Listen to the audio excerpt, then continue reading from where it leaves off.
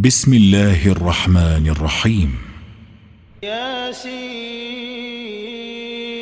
والقرآن الحكيم إنك لمن المرسلين على صراط مستقيم تنزيل العزيز الرحيم لتنذر قوما ما أنذر آباؤهم فهم غافلون لقد حق القول على أكثرهم فهم لا يؤمنون إنا جعلنا في أعناقهم أغلالا فهي إلى الأذقان فهم مقمحون وجعلنا من بين أيديهم سدا ومن خلفهم سدا فأغشيناهم فهم لا يبصرون وسواء عليهم أأنذرتهم أم لم تنذرهم لا يؤمنون إنما تنذر من اتبع الذكر وخشي الرحمن بالغيب فبشره بمغفرة وأجر كريم إنا نحن نحيي الموتى ونكتب ما قدموا وآثارهم وكل شيء أحصيناه في إمام مبين واضرب لهم مثلا أصحاب القرية إذ جاءها المرسلون إذ أرسلنا إليهم 2 فكذبوهما فعززنا بثالث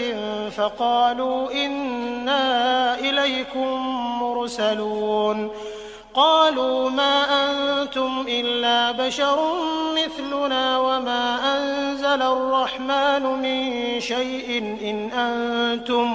إن أنتم إلا تكذبون قالوا ربنا يعلم إنا إليكم لمرسلون وما علينا إلا البلاغ المبين قالوا إنا تطيرنا بكم لئن لم تنتهوا لنرجمنكم وليمسنكم منا عذاب أليم قالوا طائركم معكم أئن ذكرتم بل أنتم قوم مسرفون وجاء من أقصى المدينة رجل يسعى قال يا قوم اتبعوا المرسلين اتبعوا من لا يسألكم أجرا وهم مهتدون وما لي لا أعبد الذي فطرني وإليه ترجعون أأتخذ من دونه آلهة إن يردني الرحمن بضر لا تغن عني شفاعتهم شيئا ولا ينقذون إني إذا لفي ضلال مبين إني آمنت بربكم فاسمعون قيل ادخل الجنة قال يا ليت قومي يعلمون بما غفر لي ربي وجعلني من المكرمين وما أنزلنا على قومه من بعده من جند من السماء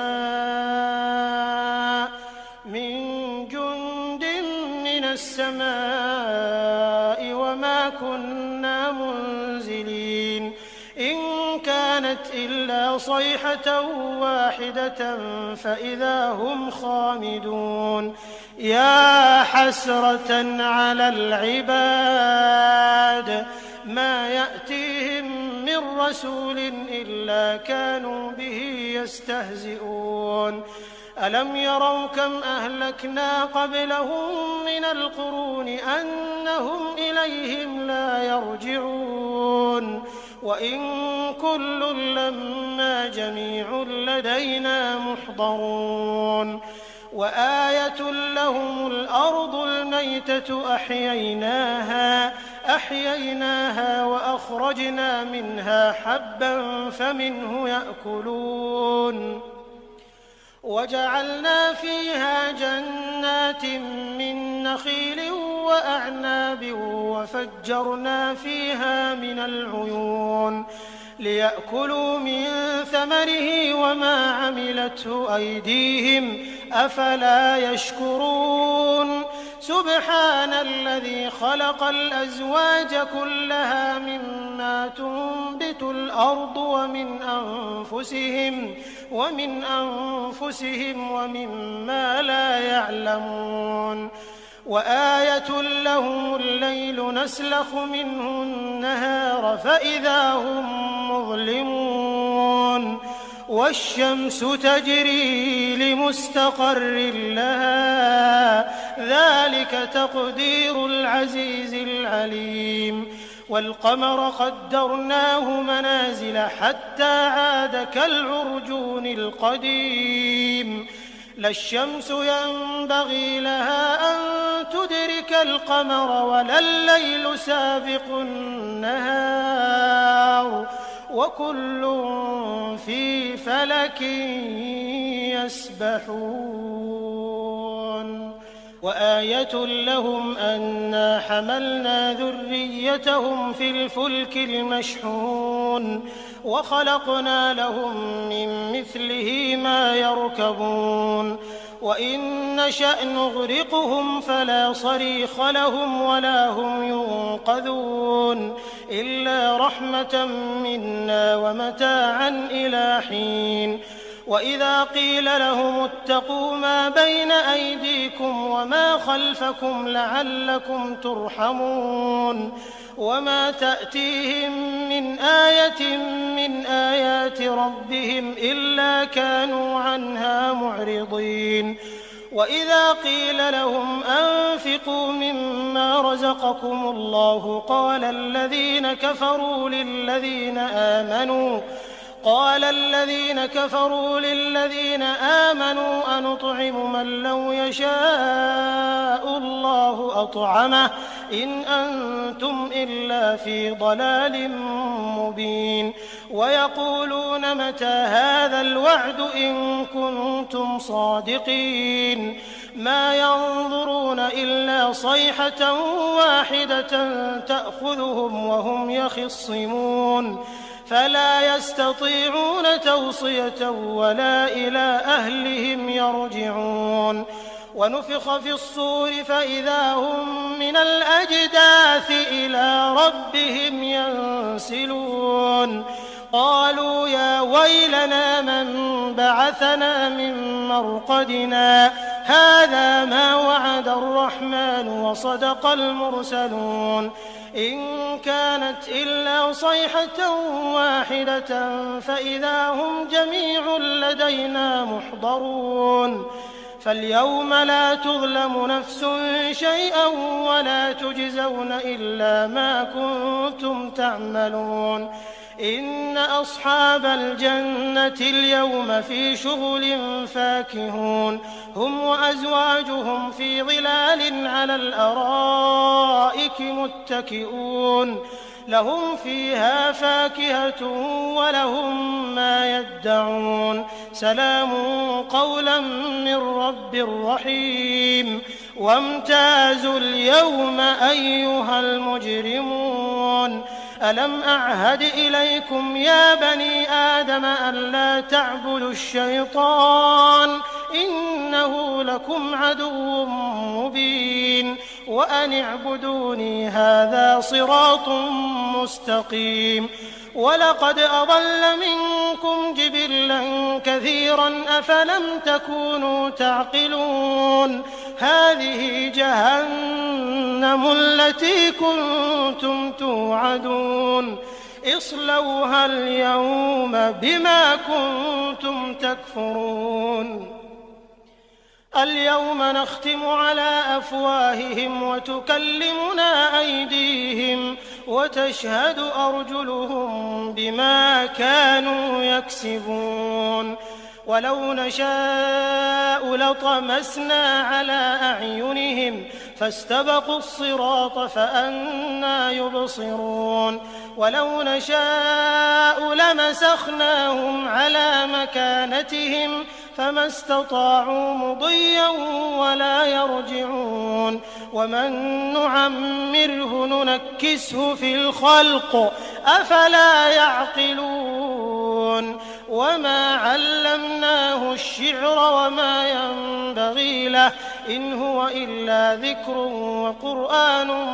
مبين لينذر من كان حيا ويحق القول على الكافرين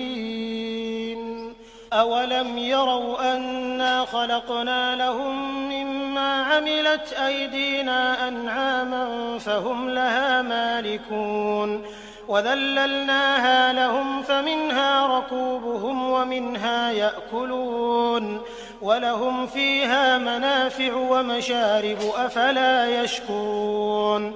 واتخذوا من دون الله آلهة لعلهم ينصرون لا يستطيعون نصرهم وهم لهم جند محضرون فلا يحزنك قولهم إنا نعلم ما يسرون وما يعلنون أولم ير الإنسان أنا خلقناه من نطفة فإذا هو خصيم مبين وضرب لنا مثلا ونسي خلقه قال من يحيي العظام وهي رميم قل يحييها الذي أنشأها أول مرة وهو بكل خلق عليم الذي جعل لكم من الشجر الأخضر نارا فإذا أنتم منه توقدون أوليس الذي خلق السماوات والأرض بقادر على أن يخلق مثلهم بلى وهو الخلاق العليم إنما أمره إذا أراد شيئا أن يقول له كن فيكون فسبحان الذي بيده ملكوت كل شيء وإليه ترجعون بسم الله الرحمن الرحيم الرحمن علم القرآن خلق الإنسان علمه البيان الشمس والقمر بحسبان والنجم والشجر يسجدان والسماء رفعها ووضع الميزان ألا تطغوا في الميزان وأقيموا الوزن بالقسط ولا تخسروا الميزان والأرض وضعها للأنام فيها فاكهة والنخل ذات الأكمام والحب ذو العصف والريحان فبأي آلاء ربكما تكذبان خلق الإنسان من صلصال كالفخار وخلق الجان من مارج من نار فبأي آلاء ربكما تكذبان رب المشرقين ورب المغربين فبأي آلاء ربكما تكذبان مرج البحرين يلتقيان بينهما برزخ لا يبغيان فبأي آلاء ربكما تكذبان يخرج منهما اللؤلؤ والمرجان فبأي آلاء ربكما تكذبان وله الجوار المنشآت في البحر كالأعلام فبأي آلاء ربكما تكذبان كل من عليها فان ويبقى وجه ربك ذو الجلال والإكرام والإكرام فبأي آلاء ربكما تكذبان يسأله من في السماوات والأرض كل يوم هو في شأن فبأي آلاء ربكما تكذبان سنفرغ لكم أيها الثقلان فبأي آلاء ربكما تكذبان يا معشر الجن والإنس إن استطعتم أن تنفذوا من أقطار السماوات والأرض فانفذوا لا تنفذون إلا بسلطان فبأي آلاء ربكما تكذبان يرسل عليكما شواظ من نار ونحاس فلا تنتصران فبأي آلاء ربكما تكذبان فإذا انشقت السماء فكانت وردة كالدهان فبأي آلاء ربكما تكذبان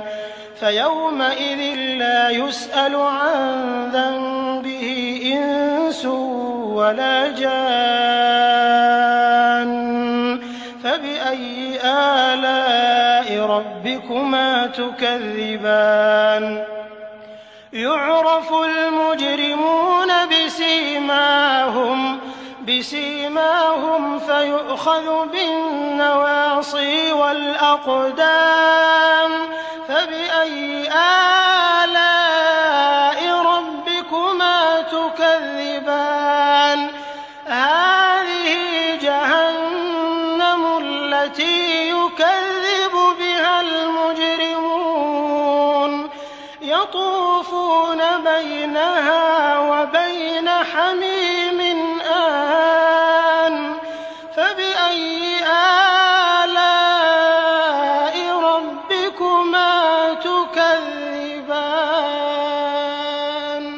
ولمن خاف مقام ربه جنتان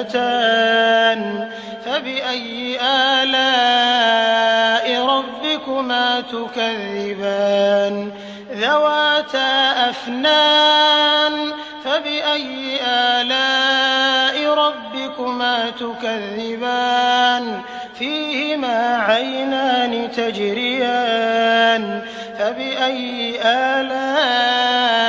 ربكما تكذبان فيهما من كل فاكهة زوجان فبأي آلاء ربكما تكذبان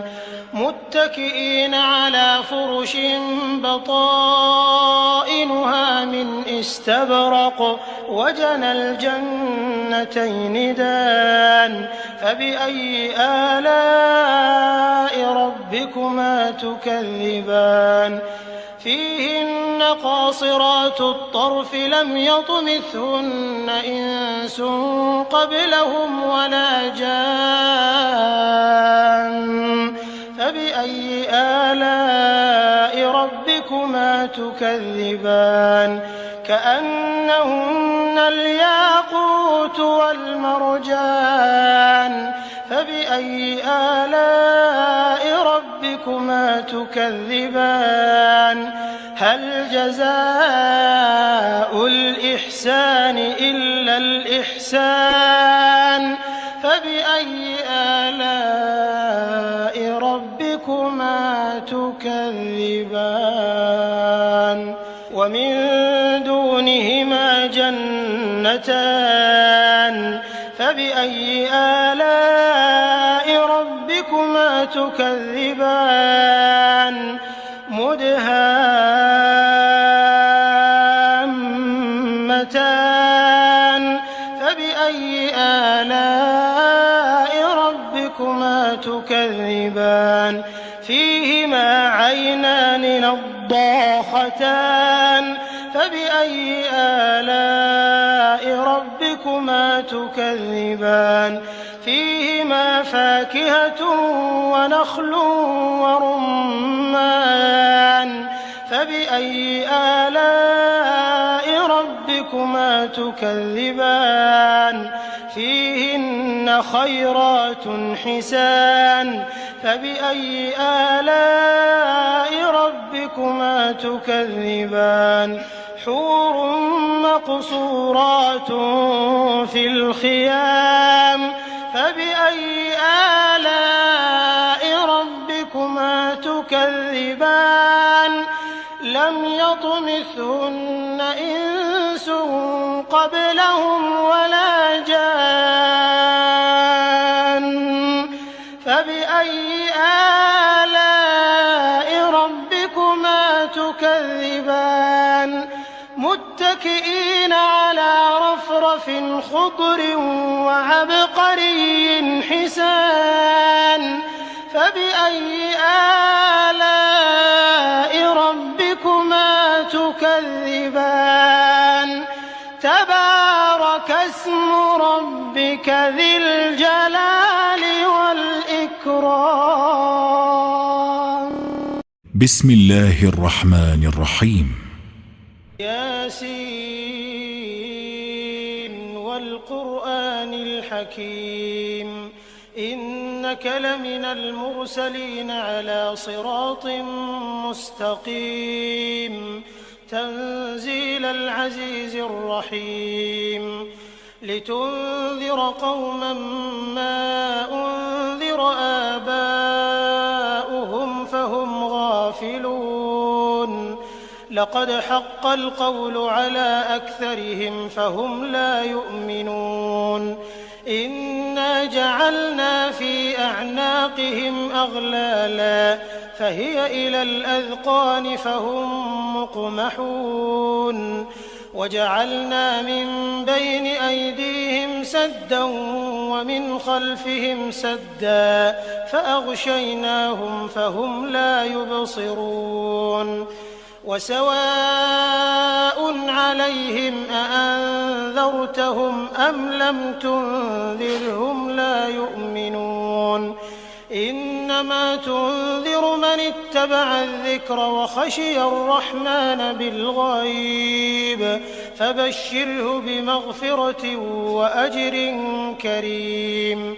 إنا نحن نحيي الموتى ونكتب ما قدموا وآثارهم وكل شيء أحصيناه في إمام مبين واضرب لهم مثلا أصحاب القرية إذ جاءها المرسلون إذ أرسلنا إليهم 2 فكذبوهما فعززنا بثالث فقالوا إنا إليكم مرسلون قالوا ما أنتم إلا بشر مثلنا وما أنزل الرحمن من شيء إن أنتم إلا تكذبون قالوا ربنا يعلم إنا إليكم لمرسلون وما علينا إلا البلاغ المبين قالوا إنا تطيرنا بكم لئن لم تنتهوا لنرجمنكم وليمسنكم منا عذاب أليم قالوا طائركم معكم أئن ذكرتم بل أنتم قوم مسرفون وجاء من أقصى المدينة رجل يسعى قال يا قوم اتبعوا المرسلين اتبعوا من لا يسألكم أجرا وهم مهتدون وما لي لا أعبد الذي فطرني وإليه ترجعون أأتخذ من دونه آلهة إن يردني الرحمن بضر لا تغن عني شفاعتهم شيئا ولا ينقذون إني إذا لفي ضلال مبين إني آمنت بربكم فاسمعون قيل ادخل الجنة قال يا ليت قومي يعلمون بما غفر لي ربي وجعلني من المكرمين وما أنزلنا على قومه من بعده من جند من السماء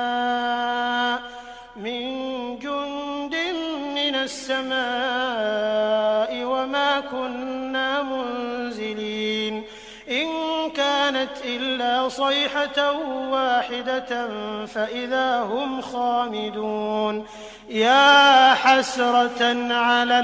العباد ما يأتيهم من رسول إلا كانوا به يستهزئون ألم يروا كم أهلكنا قبلهم من القرون أنهم إليهم لا يرجعون وإن كل لما جميع لدينا محضرون وآية لهم الأرض الميتة أحييناها وأخرجنا منها حبا فمنه يأكلون وجعلنا فيها جنات من نخيل وأعناب وفجرنا فيها من العيون ليأكلوا من ثمره وما عملته أيديهم أفلا يشكرون سبحان الذي خلق الأزواج كلها مما تنبت الأرض ومن أنفسهم ومما لا يعلمون وآية لهم الليل نسلخ منه النهار فإذا هم مظلمون والشمس تجري لمستقر لها ذلك تقدير العزيز العليم والقمر قدرناه منازل حتى عاد كالعرجون القديم لا الشمس ينبغي لها أن تدرك القمر ولا الليل سابق النهار وكل في فلك يسبحون وآية لهم أنا حملنا ذريتهم في الفلك المشحون وخلقنا لهم من مثله ما يركبون وإن نشأ نغرقهم فلا صريخ لهم ولا هم ينقذون إلا رحمة منا ومتاعا إلى حين وإذا قيل لهم اتقوا ما بين أيديكم وما خلفكم لعلكم ترحمون وما تأتيهم من آية من آيات ربهم إلا كانوا عنها معرضين وإذا قيل لهم أنفقوا مما رزقكم الله قال الذين كفروا للذين آمنوا أنطعم من لو يشاء الله أطعمه إن أنتم إلا في ضلال مبين ويقولون متى هذا الوعد إن كنتم صادقين ما ينظرون إلا صيحة واحدة تأخذهم وهم يخصمون فلا يستطيعون توصية ولا إلى أهلهم يرجعون ونفخ في الصور فإذا هم من الأجداث إلى ربهم ينسلون قالوا يا ويلنا من بعثنا من مرقدنا هذا ما وعد الرحمن وصدق المرسلون إن كانت إلا صيحة واحدة فإذا هم جميع لدينا محضرون فاليوم لا تظلم نفس شيئا ولا تجزون إلا ما كنتم تعملون إن أصحاب الجنة اليوم في شغل فاكهون هم وأزواجهم في ظلال على الأرائك متكئون لهم فيها فاكهة ولهم ما يدعون سلام قولا من رب رحيم وامتازوا اليوم أيها المجرمون ألم أعهد إليكم يا بني آدم ألا تعبدوا الشيطان إنه لكم عدو مبين وأن اعبدوني هذا صراط مستقيم ولقد أضل منكم جبلا كثيرا أفلم تكونوا تعقلون هذه جهنم التي كنتم توعدون اصلوها اليوم بما كنتم تكفرون اليوم نختم على أفواههم وتكلمنا أيديهم وتشهد أرجلهم بما كانوا يكسبون ولو نشاء لطمسنا على أعينهم فاستبقوا الصراط فأنى يبصرون ولو نشاء لمسخناهم على مكانتهم فما استطاعوا مضيا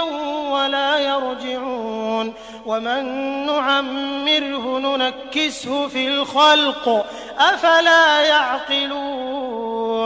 وما علمناه الشعر وما ينبغي له إن هو إلا ذكر وقرآن مبين لينذر من كان حيا ويحق القول على الكافرين أولم يروا أنا خلقنا لهم مما عملت أيدينا أنعاما فهم لها مالكون وذللناها لهم فمنها ركوبهم ومنها يأكلون ولهم فيها منافع ومشارب أفلا يشكرون واتخذوا من دون الله آلهة لعلهم ينصرون لا يستطيعون نصرهم وهم لهم جند محضرون فلا يحزنك قولهم إنا نعلم ما يسرون وما يعلنون أولم ير الإنسان أنا خلقناه من نطفة فإذا هو خصيم مبين وضرب لنا مثلا ونسي خلقه قال من يحيي العظام وهي رميم قل يحييها الذي أنشأها أول مرة وهو بكل خلق عليم الذي جعل لكم من الشجر الأخضر نارا فإذا أنتم منه توقدون أوليس الذي خلق السماوات والأرض بقادر على أن يخلق مثلهم بلى وهو الخلاق العليم إنما أمره إذا أراد شيئا أن يقول له كن فيكون فسبحان الذي بيده ملكوت كل شيء وإليه ترجعون بسم الله الرحمن الرحيم الرحمن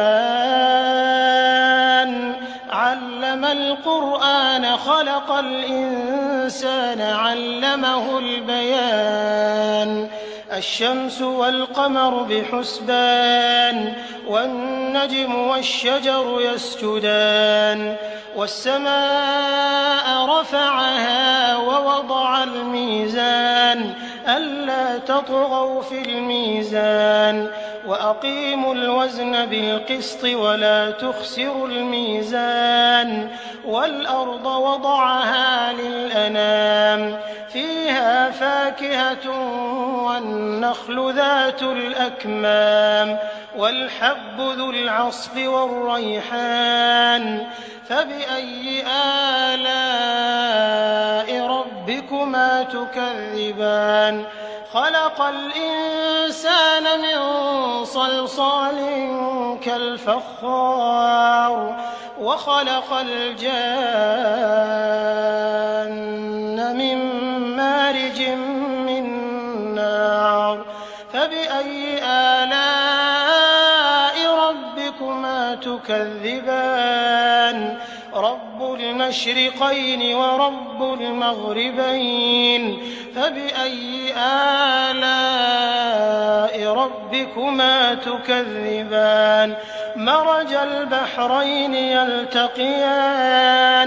بينهما برزخ لا يبغيان فبأي آلاء ربكما تكذبان يخرج منهما اللؤلؤ والمرجان فبأي آلاء ربكما تكذبان وله الجوار المنشآت في البحر كالأعلام فبأي آلاء ربكما تكذبان كل من عليها فان ويبقى وجه ربك ذو الجلال والإكرام فبأي آلاء ربكما تكذبان يسأله من في السماوات والأرض كل يوم هو في شأن فبأي آلاء ربكما تكذبان سنفرغ لكم أيها الثقلان فبأي آلاء ربكما تكذبان يا معشر الجن والإنس إن استطعتم أن تنفذوا من أقطار السماوات والأرض فانفذوا لا تنفذون إلا بسلطان فبأي آلاء ربكما تكذبان يرسل عليكما شواظ من نار ونحاس فلا تنتصران فبأي آلاء ربكما تكذبان فإذا انشقت السماء فكانت وردة كالدهان فبأي آلاء ربكما تكذبان فيومئذ لا يسأل عن ذنبه إنس ولا جان فبأي آلاء ربكما تكذبان يعرف المجرمون بسيماهم فيؤخذ بالنواصي والأقدام فبأي آلاء ربكما تكذبان هذه جهنم التي يكذب بها المجرمون يطوفون بينها وبين حميم آن فبأي آلاء ربكما تكذبان ولمن خاف مقام ربه جنتان فبأي آلاء ربكما تكذبان ذواتا أفنان فبأي آلاء ربكما تكذبان فيهما عينان تجريان فبأي آلاء ربكما ربكما تكذبان فيهما من كل فاكهة زوجان فبأي آلاء ربكما تكذبان متكئين على فرش بطائنها من استبرق وجنى الجنتين دان فبأي آلاء ربكما تكذبان فيهن قاصرات الطرف لم يطمثهن إنس قبلهم ولا جان فبأي آلاء ربكما تكذبان كأنهن الياقوت والمرجان فبأي آلاء ربكما تكذبان هل جزاء الإحسان إلا الإحسان فبأي آلاء ربكما تكذبان ومن دونهما جنتان فبأي آلاء ربكما تكذبان مدهامتان فبأي آلاء ربكما تكذبان فيهما عينان نضاختان فبأي آلاء ربكما تكذبان فيهما فاكهة ونخل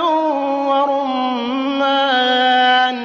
فبأي آلاء ربكما تكذبان فيهن خيرات حسان فبأي آلاء ربكما تكذبان حور مقصورات